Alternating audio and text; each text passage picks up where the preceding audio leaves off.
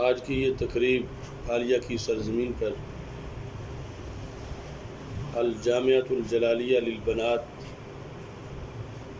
کے سنگ بنیاد کے موقع پر انعقاد پذیر ہے۔ فخر القراء قاری محمد سکندر حیات دلالی صاحب جو سال ہر سال سے حالیہ شہر میں دین متین کی خدمت میں مصروف ہیں، انہوں نے طالبات کے لیے تعلیم و تعلم کا سلسلہ یہاں پہلے سے شروع کر رکھا ہے، اور اب اس کے لیے باقاعدہ دارالعلوم کی بلڈنگ کے سنگ بنیاد کا آج یہ پروگرام ہے۔ اور اس کے ساتھ ہی سیدنا امام بخاری رحمہ اللہ تعالی کے ایصال ثواب کے لیے اور حضور حافظ الحدیث پیر سید محمد جلال الدین شاہ صاحب نقشبندی قادری عزیز کے ایصال ثواب کے لیے اس تقریب کا انعقاد کیا جا رہا ہے۔ میری دعا ہے خالق کائنات جل جلالہ اس تقریب کو اپنے دربار میں قبول فرما۔ حافظ الحدیث امام اہل سنت حضرت پیر سید محمد جلال الدین شاہ صاحب نقشبندی قادری قدس سر العزیز، آپ نے 1940 میں بھکی شریف کے اندر مرکزی جامعہ محمدیہ نوریہ رضویہ بھکی شریف کے نام سے جو ایک چشمہ فیض جاری کیا تھا، اس کے فیضان سے صرف پاکستان میں ہی نہیں دنیا بھر میں آگے علم و حکمت کے چشمے جاری ہوئے اور مختلف مقامات پر ادارے قائم کیے گئے، مساجد بنائی گئیں، مدارس بنائے گئے۔ یہ حالیہ کی سرزمین پر جو الجامعۃ الجلالیہ للبنات اس کا سنگ بنیاد رکھا جا رہا ہے، یہ اسی چشمہ فیض کا ایک حصہ ہے۔ اس موقع پر میں حضرت حافظ الحدیث رحمۃ اللہ علیہ کو خراج تحسین پیش کرتے ہوئے یہ کہنا چاہتا ہوں، اے جلال دین و ملت مظہر لطف و عطا، اے کرے علم و امامت ذات تیری مرحبا، نقش بندی تاج تیرے سر پہ ہے جلوہ فگن، حضرت کیلانوی کے نور سے پا کر ضیاء، سیدی سردار احمد کے حقیقی جانشین، بولتے ہیں نطق سے تیرے امام احمد رضا، علم نے تیرے نہ چھوڑا کوئی کریا و مقام، فیض سے تیرے ہیں جاری آج چشم جا بجا، مسلک رضوی کی تو نے اس طرح تشہیر کی، تابت نازاں رہے گی سرزمین پھالیہ۔ اللہ تعالیٰ اس دارالعلوم کو ترقیاں عطا فرمائے اور اس کی تعمیر کے لیے رب ذوالجلال اپنے خزانہ غیب سے مدد فرمائے۔ دین متین میں تدریس علوم، تعلیم و تعلم کا جو شعبہ ہے، یہ سب سے بڑا اہم اور مرکزی شعبہ ہے۔ اسی واسطے نبی اکرم صلی اللہ علیہ وسلم نے جب مسجد نبوی شریف میں 2 حلقے دیکھے، ایک حلقے کے اندر صحابہ کرام رضی اللہ تعالی عنہم ذکر اذکار میں مصروف تھے اور دوسرے میں تعلیم و تعلم میں مصروف تھے، تو ہمارے آقا صلی اللہ علیہ وسلم اس حلقے کے اندر تشریف فرما ہوئے جو حلقہ تعلیم و تعلم کے اندر مصروف تھا۔ آپ نے ارشاد فرمایا کہ دونوں ہی خیر پر ہیں، لیکن انما بعثت معلما، مجھے معلم بنا کے بھیجا گیا ہے۔ تو رسول پاک صلی اللہ علیہ وسلم نے اس حلقے کو ترجیح دی بیٹھنے کے لحاظ سے جو کہ تعلیم و تعلم میں مصروف ہے۔ اس تعلیم و تعلم کے سلسلے کی بنیاد پر 14 صدیوں کے گزر جانے کے باوجود آج بھی دین اپنی اصلی شکل میں قائم ہے، اور یہ سلسلہ جس کو رسول اکرم صلی اللہ علیہ وسلم نے اپنی خلافت عطا کی، اس معنی میں کہ یہ بعد میں دین کے تعلیم و تعلم کا کام کرے گی، کیونکہ پہلے جس وقت معاشرے میں بگاڑ آتا تھا تو نبی آتے تھے، وہ اس بگاڑ کو صحیح کرتے تھے۔ رسول پاک صلی اللہ علیہ وسلم آخری نبی ہیں، تو آپ نے فرمایا علماء امتی کا انبیاء بنی اسرائیل، جو بنی اسرائیل کے انبیاء کرام آ کر بگاڑ کو درست کرتے تھے، اب قیامت تک کوئی نبی تو نہیں آئے گا مگر میرے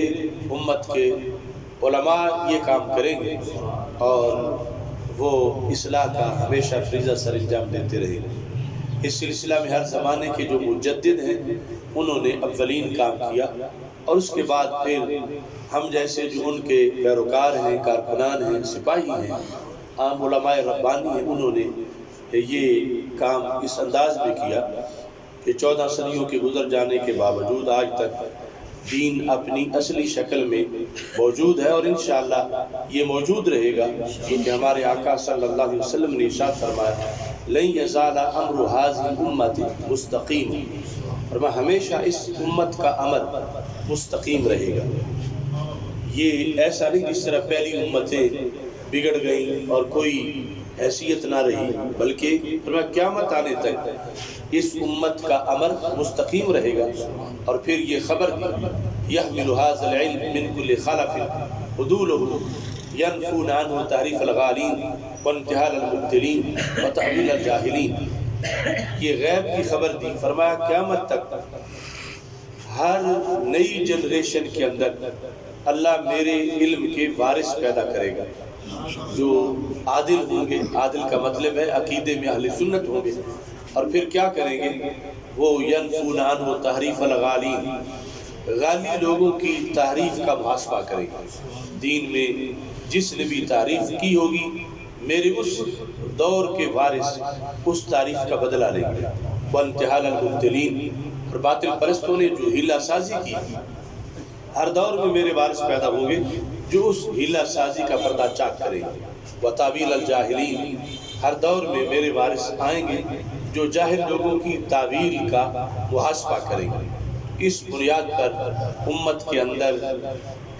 ہر قرن میں ایسے لوگ موجود رہے اور دین ہم تک پہنچا، اور آگے قیامت تک انشاءاللہ اس امت کی فصلیں بنجر نہیں ہوں گی، بلکہ ایسے لوگ پیدا ہوتے رہیں گے کہ جو یہ ڈیوٹی دیں جو ڈیوٹی رسول پاک صلی اللہ علیہ وسلم نے ذمہ لگائی ہے، یعنی محض پڑھ جانے کو کافی قرار نہیں دیا، بلکہ پڑھنے کے بعد 3 کام ان کے ذمہ لگائے کہ وہ ینفون عنہ تحریف الغالین وانتحال المبتلین وتأویل الجاہلین۔ یہ تینوں ڈیوٹیاں ہمارے شیخ کامل حافظ الحدیث حضرت پیر سید محمد جلال الدین شاہ صاحب رحمۃ اللہ علیہ نے اپنے عہد میں سر انجام۔ یہ جو تینوں شعبے ہیں ینفون عنہ تحریف الغالین، اس حدیث شریف میں یہ بھی خبر دے دی ہمارے آقا صلی اللہ علیہ وسلم نے کہ جس طرح باہر سے اسلام پر حملے ہوں گے اندر سے بھی حملے ہوں گے، اور اندرونی حملے 3 طرح کے ہوں گے کہ کچھ لوگ تعریف کریں گے، کچھ لوگ ہیلہ سازی کریں گے، کچھ لوگ ہوں گے جاہل مگر چاہیں گے کہ ہم جو تشریح کریں دین کی وہ مانی جائے، تو جاہل کی تعویل کا فتنہ بھی بیان کیا۔ ان تینوں کے مقابلے میں اپنے وارث کی ڈیوٹی لگائے کہ جب ایسا ہو رہا ہو تو وہ یہ واضح کرے لوگوں کے سامنے کہ اصل دین یہ ہے اور یہ لوگوں نے تعریف کی۔ اب یہ ڈیوٹی نبھانا، اس کے لیے بہت زیادہ مصائب کا سامنا کرنا پڑتا۔ ایک یہ ہے کہ بندہ مقبول ہو جائے، پاپولر ہو جائے، اس کی پرسنالٹی، اس کا علم، اس کو سارے سلام کریں، اور وہ اپنی اس مقبولیت کو ڈیمیج نہ ہونے دے۔ اس کا ایک طریقہ یہ ہے کہ جو کچھ کوئی کرتا پھرے یہ چپ کر کے رہے، یہ برے کو برا نہ کہے، یہ چور کو چور نہ کہے، یہ دن رات اور روشنی اور اندھیرے کو ایک جیسا اگر قرار دیا جائے، کنویں اور مینار کو ایک ہی کہا جائے، تو یہ کہ میں تو مقدس ہوں،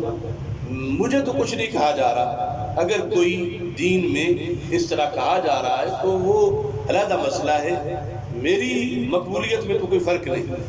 اگر یہ دنیا چاہتا ہے تو اپنی مقبولیت بچاتا ہے، اگر یہ چاہتا ہے کہ کل قیامت کے دن مجھ سے پوچھا جائے گا کہ تو زندہ تھا، لوگ تیرے جتنا پڑے ہوئے نہیں تھے، وہ تو اندھے تھے، تو ان میں آنکھوں والا تھا، تیرے سامنے سب کچھ یہ ہوا،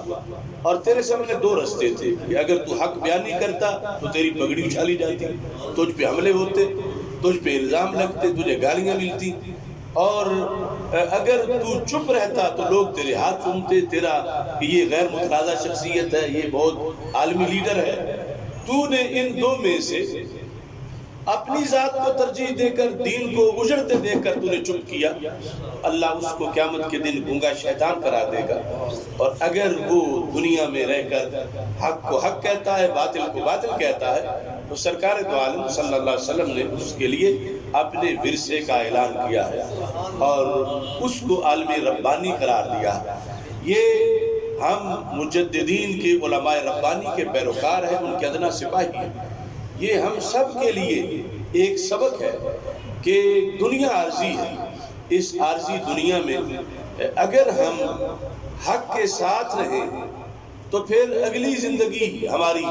اللہ کے فضل سے کامیاب ہے۔ اور اگر آج ہم چند سہولتوں کے پیش نظر کہ فلاں چودھری ناراض نہیں ہوگا، فلاں وڈیرا ناراض نہیں ہوگا، حکومت ناراض نہیں ہوگی، فلاں سجادہ نشین ناراض نہیں ہوگا، تو میں اس طرح زندگی بسر کروں، تو یہ زندگی تو ہو سکتا ہے کچھ سہولتیں مل جائیں مگر اگلی زندگی جو ہے وہ ناکام ہو جائے۔ یہ ہو ہی نہیں سکتا۔ یا تو یہ ہوتا کہ تحریف دین میں نہ ہونی ہوتی تو پھر پڑا ہوا بندہ چپ کر کے بیٹھا رہتا ہے کہ اس کی ڈیوٹی کوئی نہیں ہے، دین تو محفوظ ہے۔ سرکار جب فرما رہے ہیں کہ ہر زمانے میں تعریف ہونی ہے، سرکار فرما رہے ہیں ہر زمانے میں لوگوں نے ہیلا سازی کرنی ہے، لیبل لگانا ہے، حقیقت اور ہونی ہے، لیبل لگا کے انہوں نے اور بتانا۔ ہر زمانے میں کچھ لوگ ایسے ہونے ہیں کہ جو ہیں جاہل، ان کو پتہ نہیں قرآن میں کیا ہے، سنت میں کیا ہے، مگر وہ کہتے ہیں ہمارا سٹیٹس یہ ہے، ہم جو بولے اسے قرآن مانا جائے، اسے دین مانا جائے۔ اب جب غیر دین کو دین بتایا جا رہا ہو، اب عالمی دین کی یہ ڈیوٹی ہے کہ وہ کہے کہ نہیں یہ دین ہے اور یہ ان کی اپنی سوچ ہے، اور یہ سوچ چونکہ قرآن سے ٹکرا رہی ہے لہذا یہ غلط ہے۔ اگرچہ یہ کتنے بڑے باپ کے بیٹے ہیں یا کتنی بڑی گدی میں بیٹھے ہوئے ہیں، لیکن یہ دین نہیں جو یہ بتا رہے ہیں۔ اب یہ جو تین ڈیوٹیاں ہمارے آقا صلی اللہ علیہ وسلم نے لگائی، اس سے پتہ چلا کہ جس نے حق بیان کرنا ہے اسے مخالفت کا سامنا ضرور کرنا پڑنا ہے۔ اب یہ ایک بندے کی اپنی ہی ہے، چاہے اس نے دنیا رکھنی ہے یا آخرت رکھنی ہے، تو جب آخرت کو پیش نظر رکھنا ہے تو پھر یہ ساری چیزیں کہ جن لوگوں کی تعریف تم نے بیان کرنی ہے، نہ وہ تجھے دعائیں دیں گے نہ ان کے ماننے والے تجھے دعائیں دیں گے۔ جن لوگوں کی تم نے مبینہ دھاندلی بتانی ہے کہ یہ دین میں انہوں نے یہ دھاندلی کی ہوئی ہے، اصل دین یہ ہے، اب ظاہر ہے کہ ان کے مرید تو پھر تمہیں معاف نہیں کریں گے۔ اس بنیاد پر رسول پاک صلی اللہ علیہ وسلم نے یہ فرمایا کہ یہ میرے وارث کا جہاد ہے، اس کا تعلق اگر میرے ساتھ ہے تو اس نے اپنا آپ نہیں دیکھنا، اس نے دین کا تحفظ دیکھنا ہے کہ دین کی حفاظت جو ہے وہ کس طرح ہو سکتی ہے۔ حضرت امام بخاری رحمہ اللہ تعالی آپ نے حفاظت دین میں اس امت کے اندر بڑا منفرد کردار ادا کیا۔ آپ نے 16 سال لگائے ہیں صحیح بخاری شریف لکھنے میں۔ اب 16 گھنٹے ٹائم دینا بھی بڑا مشکل ہے۔ ایک انسان نے صرف ایک کتاب میں، باقی کتابیں علیحدہ ہیں، 16 سال لگا کر لاکھوں حدیثوں میں سے ایک مجموعہ تیار کیا ہے، اور پھر اس مجموعے نے قیامت تک کے لیے امت کو، جو اس کے بعد کی امت ہے، قرآن سمجھنے میں آسانی پیدا کی، دین کی حفاظت کی۔ اب 16 سال کیوں لگے ہیں؟ ایک تو حدیث کے متن کے لحاظ سے، سند کے لحاظ سے پرکھتے رہے ہیں، بڑی کڑی شرطیں تھیں۔ دوسرا اس میں ادب احترام کا یہ پہلو تھا کہ کہتے ہیں ما بدأت فی کتابی صحیح حدیثا الا تصدت قبل ذلك وصلیت رکعتین، کہ ہر حدیث لکھنے سے پہلے میں نے غسل بھی کیا ہے، 2 رکعت نفل بھی پڑھے۔ یعنی امام بخاری اس ذوق میں، جس کو آج بعض بلور میں کچھ لوگ بریلویت کہتے ہیں،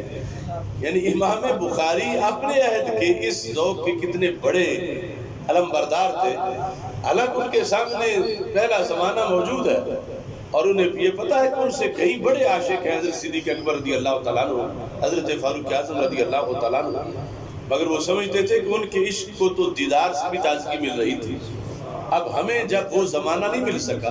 تو ہم سرکار کی بات حدیث کا اتنا ادب کریں کہ جس سے ہمیں وہ ذوق ملتا رہے۔ وہ وقت تو نہیں مل سکتا کہ سرکار صلی اللہ علیہ وسلم کا دیدار سامنے ہو، مگر جب غسل کریں گے ہر حدیث کے لیے، جب نفل پڑھیں گے ہر حدیث کے لیے، تو اس سے یہ اتنا زیادہ وقت اس کام میں گزرے گا اور پھر دنیا کو پتہ چلے گا کہ یہ عام کسی شخص کے الفاظ نہیں، یہ نبیوں کے سلطان کے فرامین ہیں۔ اور یہ انداز انہوں نے اپنایا، اگرچہ یہ قرآن میں لکھا ہوا نہیں تھا کہ حدیث لکھنے کے لیے غسل کرو یا حدیث لکھنے کے لیے 2 نفل پڑھو، نہ قرآن میں تھا نہ حدیث میں تھا، لیکن پھر بھی انہوں نے یہ اپنایا کہ یہ اگرچہ واضح حکم نہیں، لیکن جب اللہ تعالیٰ فرماتا وَتُعَزِّرُوهُ وَتُوَقِّرُوهُ کہ اللہ کے محبوب علیہ السلام کی عزت کرو، ان کی ذات کی عزت ہے تو بات کی بھی عزت ہے۔ تو جس بیس پر انہوں نے یہ کام کیا، جس کو ہر فرقے کے لوگ ان سے سندے صحیح سے لکھ رہے ہیں، ہر شرح میں لکھا ہوا ہے کہ انہوں نے یہ کام کیا، اسی بیس پر اگر محفل میلاد کو بھی کوئی سمجھ لے کہ صحابہ کا زمانہ اور ہے، ہمارا زمانہ اور ہے، اگر امام بخاری ایک نیا کام کر کے جس کا پہلے خلفائے راشدین کے ہاں بھی معمول میں وہ بات نہیں تھی، حالانکہ بڑے عاشق تو وہ خلفائے راشدین تھے، مگر ان کا ہر لمحہ محفل میلاد میں گزر رہا تھا، تو اس بنیاد پر جو ایک نیا طریقہ انہوں نے اپنایا، یہاں تک ایک نئی نماز وضع کر لی، صلاۃ حدیث، یعنی حدیث لکھنے والی نماز۔ ہم نے آج تک میلاد کی کوئی نماز تو نہیں بنائی، انہوں نے اس کے لیے 2 رکعت نفل بنا لیے اور اس پر پھر 16 سال انہوں نے اہتمام کیا۔ اگر اس چیز کو کوئی بدعت کہتا ہے تو پھر تو انہیں کوئی اپنا امت میں نیا بخاری ڈھونڈنا چاہیے، کیونکہ بدعتی کی حدیث قبول نہیں ہوتی اور دوسرا کوئی بخاری ہے نہیں۔ اگر اس دین کی حفاظت کی جا سکتی ہے تو اسی عقیدے اور معمول پر کی جا سکتی ہے جس پر کل امام بخاری قائم تھے اور آج ہم اہل سنت و جماعت اس پہ قائم۔ اور اس حد تک آپ کا یہ عقیدہ تھا، آپ کے جو پرسنل سیکرٹری تھے اور محرر بھی تھے محمد بن نبی حاتم، ان کو آپ نے یہ لفظ ارشاد فرمائے جو امام ذہبی نے سیر اعلام نبلاء میں لکھے ہیں کہ جب حدیث پڑھاتے پڑھاتے کافی وقت گزر گیا تو آپ نے انہوں نے کہا کہ ان اہل الملاہی فی ملاہیہم والتجار فی تجاراتہم واہل الصناعات فی صناعاتہم انت من نبی و صحابہ صلی اللہ علیہ وسلم۔ میرے شاگرد اگرچہ لمبا زمانہ گزر گیا کہ رسول پاک صلی اللہ علیہ وسلم دنیا سے تشریف لے جا چکے ہیں، اگرچہ ہم مسجد نبی شریف میں بیٹھے ہوئے نہیں ہیں، دور بیٹھ کے ہم حدیث پڑھا رہے ہیں، لیکن یاد رکھو یہ وقت گپے لگانے والے گپے لگا رہے تھے، صنعت کار صنعت میں مصروف تھے، تاجر تجارت میں مصروف تھے، اور میرے شاگرد تم کہاں تھے؟ کہ انت مان نبی و صحابہ صلی اللہ علیہ وسلم، تم نے یہ وقت اللہ کے نبی علیہ السلام کے دربار میں گزارا۔ یعنی یہ تعلیمی نظریہ ہے امام بخاری کا کہ یہ حدیث یوں پڑھائی جاتی ہے انت مان نبی و صحابہ، کہ تم نے یہ وقت اللہ کے رسول صلی اللہ علیہ وسلم کی خدمت میں گزارا۔ یہ زندہ بھی ہے، تابندہ بھی ہے، اور زمین ان کی ہتھیلی پر یوں ہے جیسے رائی کا دانہ ہوتا ہے۔ تو میں جہاں بھی پڑھا رہا ہوں میں اس نظریے سے پڑھا رہا ہوں کہ میرے آقا صلی اللہ علیہ وسلم اس کو سن بھی رہے ہیں، دیکھ بھی رہے ہیں۔ یہ سعادت ہے ہمارے مکتب علم حضرت حافظ الحدیث رحمۃ اللہ علیہ اور بحر العلوم مولانا محمد نواز کیلانی رحمۃ اللہ علیہ۔ آپ جس وقت بریلی شریف پڑھتے تھے تو بڑے استاد جو انہوں نے خود بتایا کہ کئی دن گزر گئے تھے تو شاہ صاحب رحمۃ اللہ علیہ خوش نظر نہیں آ رہے تھے، تو میں نے یہ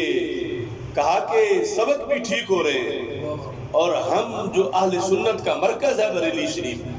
باقی سب پڑھ کے یہاں آخری مور لگوانے آئے ہیں حضرت پیر سید نور الحسن شاہ صاحب رحمۃ اللہ علیہ بخاری ان کے فرمان پر، تو آپ خوش کیوں نہیں ہو؟ تو استاد فرماتے ہیں کہ اس طرح ہماری چارپائیاں رات جب سوتے تھے اکٹھی ہوتی تھی تو ایک سحری کو شاہ صاحب رحمۃ اللہ علیہ جب بیدار ہوئے تو مسکرا رہے تھے، محسوس ہو رہا تھا کہ ان کا گزر ہوا، کلیاں کھلی ہوئی تھی، فضا میں بہار تھی۔ میں نے پوچھا کہ آج بڑے خوش ہو، اس کا کیا سبب ہے؟ تو حضرت حافظ الحدیث رحمۃ اللہ علیہ نے فرمایا کہ مولانا جب سے میں آیا تھا، ہم آئے تھے، سبق تو بہت اچھے ہو رہے تھے، لیکن مجھے یہ تھا کہ کیا یہ ہمارا یہاں حدیث پڑھنا اللہ کے رسول علیہ السلام کو پسند بھی ہے یا نہیں؟ تو آج اللہ کے رسول علیہ السلام تشریف لائے خواب میں اور انہوں نے فرمایا کہ تمہارے اساتذہ کا پڑھانا بھی پسند ہے، تمہارا پڑھنا بھی پسند ہے۔ سبحان اللہ، نعرہ تکبیر، نعرہ رسالت، عظمت و شان مصطفیٰ، آستانہ عالیہ بکچی شریف۔ تو یہ یعنی ایک زندہ نظریہ ہے اہل سنت و جماعت کا، اور اس میں پھر آگے ایک زندہ درس و تدریس کا جو ہمارا سلسلہ اس کا یہ فیض ہے کہ اس میں پڑھاتے ہوئے یعنی یہ عقیدہ رکھا جاتا ہے کہ ہم دور نہیں بیٹھے، ہم تو در حبیب علیہ السلام کے بالکل قریب بیٹھے ہیں، دربار رسالت صلی اللہ علیہ وسلم میں حاضر ہیں، سرکار توجہ فرما رہے ہیں۔ اور پھر جب امام بخاری کا اپنا مسلک یہ ہے، اس مسلک پر بخاری کو پڑھا جائے تو پھر فیض ملتا ہے، اور اگر دوسرا نظریہ ہو اور سامنے بخاری ہو تو پھر بیماری تو آ جاتی ہے، مگر بخاری کا جو اصل فیض ہے وہ نہیں ملتا۔ امام بخاری نے اس لحاظ سے بھی بڑا کردار ادا کیا کہ آپ نے کلمہ حق کی کو سر بلند کرنے میں علماء ربانی جو ان سے پہلے کے تھے ان کے نقش قدم کو پیش نظر رکھا۔ جب آپ پوری دنیا میں مقبول ترین امام قرار پائے اور ایک ایک شہر میں جو عرب ممالک تھے وہاں بھی لوگوں نے آپ پر سوالات کیے، حدیثیں متن بدل کے سندیں بدل کے مکس کر کے آپ کے سامنے پڑھی، آپ نے ایک ایک کر کے متن اور سندیں اٹیچ کر دی زبانی کہ یہ جو تم نے سند بیان کی یہ تو اس حدیث کی نہیں، یہ تو فلاں حدیث کی ہے۔ اس مقبولیت کے بعد جب آپ کے خلاف سازشیں ہوئی اور آپ کو نیشہ پور سے نکلنا پڑا اور آپ نے پھر فیصلہ کیا کہ چلو میں جہاں کا ہوں میں وہی واپس چلا جاتا ہوں، تو امام بخاری بالآخر جو ہے وہ بخارا تشریف لے آیا۔ جب بخارا آئے تو حاکم بخارا کو پتہ چلا کہ پوری دنیا میں جو مسلمانوں کے امام ہیں وہ یہاں کے ہیں اور آپ کو واپس یہاں آنا چاہتے ہیں، تو اس نے پھر استقبال کا اہتمام کیا۔ 3 کلومیٹر تک شہر کے باہر گنبد بنائے گئے، استقبالیہ گنبد کے اس رستے سے امام بخاری نے گزرنا، پھر چاندی کے درہم، سونے کے دینار اور شکر نشاور کی گئی جب امام بخاری وہاں سے گزر رہے تھے کہ عالم اسلام کا ایک عظیم امام آ رہا۔ اب کچھ دنوں کے بعد اسی حق میں وقت سے اختلاف شروع ہو گیا جس نے اتنا بڑا اہتمام کیا تھا، کیونکہ ان بڑے لوگوں کی ایک کمزوری یہ بھی ہوتی ہے کہ یہ بندہ جو دین والا ہے اس کی مقبولیت کہیں ہمارے تخت شاہی کو گرا نہ دے، کہ اگر لوگ سارے ان کی بات مانتے رہے تو کل یہ سٹینڈ لے ہمارے خلاف تو میرا تخت تو جائے گا۔ تو بظاہر یہ بہانہ بنا کہ اس نے کہا کہ آپ بخاری لے کے میرے دربار میں آئیں، اور جو آپ نے تاریخ کبیر لکھی ہوئی ہے وہ لے کے میرے دربار میں آئیں، میں بخاری پڑھنا چاہتا ہوں، سننا چاہتا ہوں۔ تو آپ نے فرمایا کہ ہمیں علم کو ذلیل کرنے کا حکم نہیں دیا گیا، یہ عزت ہے، یہ ہم لوگوں کے درباروں میں لے کر نہیں جائیں، جہاں میں بیٹھوں آپ آ جائیں اور یہاں بخاری سنیں آ کر۔ اس نے کہا چلو میں اور میرے بچے آئیں گے، لیکن جب ہم بیٹھیں گے درس میں اور کوئی نہیں بیٹھے گا۔ آپ نے غریبوں کو، یتیموں کے بچوں کو، یتیموں کو وہاں سے اٹھا دینا۔ تو آپ نے فرمایا کہ علم خیر ہے جس سے کسی کو روکا نہیں جا سکتا، تمہاری وجہ سے میں کسی کو روک نہیں سکتا کہ اب بادشاہ بیٹھا ہے تو دوسرے نہ آئیں۔ اب یہی سے اختلاف ہوتے ہوتے بالآخر اس نے امام بخاری کے طرف پیغام بھیجا کہ آپ یہاں سے تشریف لے جائیں۔ وہی بخاری جن کی آمد پر اتنا بڑا استقبال تھا اور اتنی مقبولیت تھی، اب امام بخاری کا امتحان تھا، یا تو بادشاہ کا کلمہ پڑھ لیتے یعنی اس کے ساتھ کوئی کمپرومائز کر لیتے، یا تو پہلے ہی اس طرح کی باتیں نہ کرتے غیرت والی، یا پھر بعد میں کچھ نرم ہو جاتے، یا پھر یہ کہ دین بچاتے۔ تو آپ نے یعنی کوئی یہ ذہن میں نہ رکھا کہ اتنے ہزاروں لوگوں نے میرا استقبال کیا، یہ اب میں کیسے چپ کر کے یہاں سے اکیلا نکل جاؤں۔ آپ نے اپنے ایک شاگرد کو ساتھ لیا اور بخارا شہر سے باہر نکل پڑے ہجرت کے لیے۔ جس وقت آپ شہر بخارا سے باہر نکلے تو ایسے موقع پر جس طرح آج صحافی سوال کرتے ہیں تو اس وقت ایک شخص نے آگے بڑھ کے سوال کیا کہ امام بخاری آپ جا تو رہے ہیں لیکن مجھے یہ فرق بتا کے جاؤ،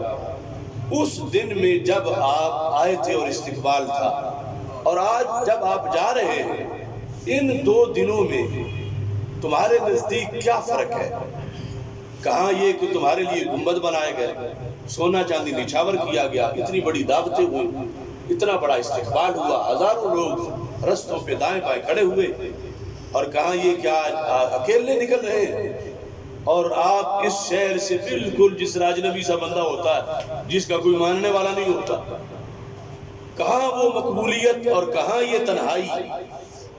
ان 2 دنوں میں تمہارے نزدیک کیا فرق ہے؟ کیا یہ سمجھ رہے ہو کہ لٹ گئے ہو، تمہیں خسارہ ہوا ہے، تمہاری پالیسی ناکام ہو گئی ہے، تمہیں افسوس ہے؟ تو امام بخاری نے کہا لا ابالی اذا سالم دینی، میرے نزدیک اس دن میں اور آج میں کوئی فرق نہیں۔ کیوں؟ میں جو دین لے کے آیا تھا میں اپنا سنبھال کے لے کے جا رہا ہوں۔ اگر لوگوں کی واہ واہ پر میں دین بیچ دیتا تو پھر نقصان تھا، اگر بادشاہ کے قرب پر میں لچک دکھا جاتا تو پھر نقصان تھا۔ تو یہ دنیا عارضی ہے، اگرچہ ان ہزاروں میں سے اب میرے ساتھ کوئی بھی نہیں نکلا اور میں اکیلا جا رہا ہوں، یہ میرے ساتھ بے وفائی کی گئی، بے رخی کی گئی، مگر میرا زمین مطمئن ہے کہ میرا دین سلامت ہے، اور اس دین سلامت رکھتے ہوئے میں نہ ہارا ہوں، نہ میں نے شکست کھائی ہے، نہ میں اس کو اپنے لیے کوئی خسارہ سمجھتا ہوں۔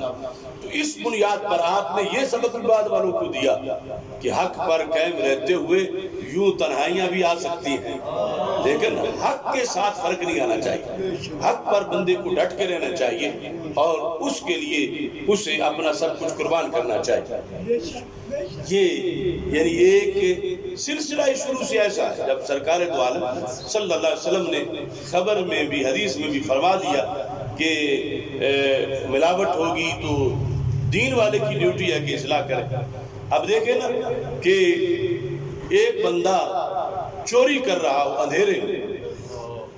اور چوری بھی وہ کر رہا ہو جسے بندے حاجی ثناء اللہ سمجھتے ہو کہ کسی کے گمان میں نہیں کہ یہ بھی چوری کر سکتا ہے، اور وہ اندھیرے کا فائدہ لے کے کر رہا ہے کہ میں نے ابھی اچھی طرح چوری بھی کرنی ہے، کل میں نے معزز مان کے بیٹھ بھی جانا ہے، تو میرے بارے میں تو کسی کو شک بھی نہیں ہوئی۔ وہ بندہ جب چوری کر رہا ہو، این اس وقت کوئی بلب جلا دے اور حاجی ثناء اللہ رنگے ہاتھوں پکڑا جائے، اب وہ حاجی ثناء اللہ بلب جلانے والے پر کیسے راضی ہو؟ بلب جلانے والی کی ڈیوٹی ہے اللہ کی طرف سے، اور یہ سارے اکابر جلاتے آئے ہیں۔ جب اس نے بلب جلانا ہے اور جو دونوں ہاتھوں سے لوٹ رہے اور پکڑے اسی حالت میں جائیں، اور حضرت صاحب بھی کہلاتے ہوں اور پیر صاحب بھی کہلاتے ہوں اور شیخ الحدیث اور شیخ الاسلام صاحب بھی کہلاتے ہوں، اور ایسے میں ساتھ وہ کام کرتے پکڑے جائیں، اب وہ نہ خود چھوڑیں گے اس بلب جلانے والے کو اور نہ ان کے مرید چھوڑیں گے کہ اس نے یہ کتنا ظلم کیا ہے، ہمارا تو اچھا خاصا پردہ تھا۔ یہی ہر دور میں اہل حق نے کام کیا بلب جلانے کا، انہوں نے بڑے بڑے جلائے، ہم نے چھوٹا سا ایک جلایا، اور انہوں نے بڑے بڑے جلا کے پھر اس کا رد عمل استقامت سے برداشت کیا۔ ہم چھوٹے سے ہیں، ہم نے بھی چھوٹا سا جلایا، اور ان بڑوں کے صدقے رب نے ہمیں بھی استقامت دی، اور اس استقامت پر اللہ کے فضل سے چل رہے ہیں۔ اور یہ دنیا عارضی ہے، اس کی مصیبتیں عارضی ہیں۔ جہنم کا 1 منٹ بھی بڑا مشکل ہے، اور اس کا 1 شعلہ بھی بڑا سخت ہے۔ اس بنیاد پر یعنی عصر حاضر میں چونکہ کئی سالوں سے ایک غلط فہمی ہمارے عوام میں اور کچھ خواص میں لائی گئی تھی کہ ہمارا ایک بارڈر جو ہے وہ تو بڑا خطرے میں ہے، جو خوارج کے مقابلے میں، وہاں سے آتے ہیں لوگ اٹھا کے ہمارے بندے لے جاتے ہیں، وہاں پہرے دار کھڑے کیے جائیں۔ دوسرا بارڈر جو ہے روافض والا ہے، یہ سمجھا جا رہا تھا بڑا سیف ہے۔ لوگ کہتے تھے وہ بھی یا رسول اللہ صلی اللہ علیہ وسلم کہتے ہیں، ہم بھی کہتے ہیں، وہ بھی محبت اہل بیت، ہم بھی محبت اہل بیت رضی اللہ تعالیٰ۔ اس پر بہت لمبا وقت گزر گیا، لیکن حقیقت یہ تھی یہ بارڈر اس سے بھی زیادہ خطرناک تھا، کیونکہ وہ فتنہ ہے 1.5 صدی کا زیادہ سے یا پیچھے کچھ اس کی جڑیں، یہ فتنہ ہے 14 صدیوں کا، اور ہے یہود و نصارہ سے بڑا، جس پر سارے اماموں نے لکھا کہ یہ یہود سے بھی بدتر ہیں، زیادہ شریر ہیں، نصارہ سے بھی زیادہ شریر ہیں۔ کیوں؟ نصارہ سے پوچھو تمہارے دین کی کریم کیا ہے، وہ کہتے ہیں اصحاب عیسیٰ علیہ السلام۔ یہود سے پوچھو تمہارے سب سے اچھے لوگ کون ہیں، وہ کہتے ہیں اصحاب موسیٰ علیہ السلام۔ اور ان سے پوچھو تمہارے سب سے برے لوگ کون ہیں، معاذ اللہ یہ کہتے ہیں اصحاب محمد صلی اللہ علیہ وسلم۔ یہ لکھ کے غوث پاک رضی اللہ تعالیٰ عنہ نے فرمایا کہ یہ ان سے بھی زیادہ شریر ہے، خطرناک ہے۔ ان کے ساتھ لوگوں نے بھائی چارے کیے، اور چلتے چلتے درمیان سے زمانہ ایسا ہے کہ وہ بارڈر ہی ختم ہو گیا۔ اب اس انداز میں رچ بس گئے آپس میں، کسی نے بہو وہاں سے لے لی، کسی نے اپنی بیٹی ادھر دے دی، کسی کے داماد ایسے، کسی کا کچھ ایسا، اور یہ جو سمگلنگ ہو رہی تھی دین کی اس بارڈر پر، جب اتنا بڑا ہم نے چوکیاں قائم کر کے پہرا لگایا، وہ سارے چیخ اٹھے، کہتے نہیں وہ پہلے والا کام کرو، عقیدہ توحید سیمینار والا وہ اچھا ہے۔ لیکن وہ تو کر ہی رہے ہیں، مگر ادھر سے سب گزر رہا۔ اس بنیاد پر بہت طویل جنگ کی بھی ضرورت ہے اگر دین بچانا ہے۔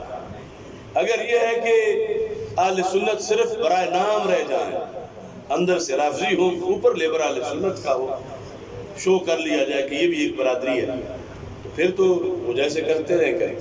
اور اگر یہ ہے کہ اپنا گھر آباد کرنا ہے، اپنا مسلک جو اصل سے چل کے آ رہا ہے اس کو بچانا ہے، اور بچانا بھی اس لیے کہ کل جنت ملے، اور اس لیے کہ اللہ کے رسول اللہ علیہ وسلم خوش ہوں کہ تم نے دین اجڑنے نہیں دیا، اور اللہ تعالیٰ راضی ہو، تو پھر سب سے پہلا سٹینڈ عقیدے پہ لینا پڑے گا، خواہ خوارج کے مقابلے میں ہے یا روافض کے یا باقی دیگر جو ہماری سرحد ان کے لحاظ سے۔ اور امام نسائی نے بڑی پتہ کی بات لکھی ہے، امام نسائی نے یہ کہا ہے کہ سیدنا امیر معاویہ رضی اللہ تعالیٰ عنہ یہ پوری امت کا ایک امتحانی پیپر ہے، اس کی وجہ سے امت کی قیامت تک ان کی بنیاد پر آزمائش ہوگی۔ یہ بڑا حساس مقام ہے۔ کس طرح؟ انہوں نے فرمایا کہ اسلام ایک قلعہ ہے، اور اس قلعے کا ایک دروازہ ہے، اس قلعے میں اندر بہت کچھ ہے، سارا اسلام ہے۔ کچھ شخصیات وہ ہیں کہ وہاں حملے پر سے لوگ ڈرتے ہیں، لیکن فرمایا امیر معاویہ رضی اللہ تعالیٰ عنہ کے لحاظ سے لوگ یہ سمجھتے ہیں کہ معمولی بات ہے،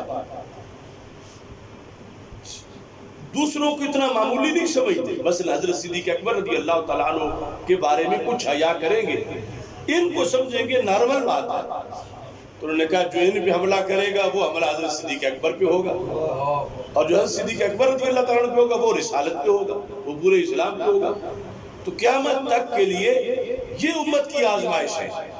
کہ جس نے دین کی حفاظت کرنی ہے اس نے اس حساس مقام پہ کھڑے ہو کر دیکھنا ہے کہ یہاں کوئی خلاف ورزی نہ ہو، اگر یہاں ہو گئی تو پھر آگے ہر جگہ ہو جائے گی، اگر یہاں کوئی ادب سے رہا تو پھر آگے ہر جگہ جو ہے وہ ادب ہوگا، توحید کا بھی، رسالت کا بھی۔ یہ امام نسائی رحمۃ اللہ علیہ کا فرمان سند کے ساتھ ہمارے محدثین نے ذکر کیا ہے۔ اللہ تعالی ہم سب کا حامی و ناصر ہو۔ وآخر دعوایا ان الحمد للہ رب العالمین۔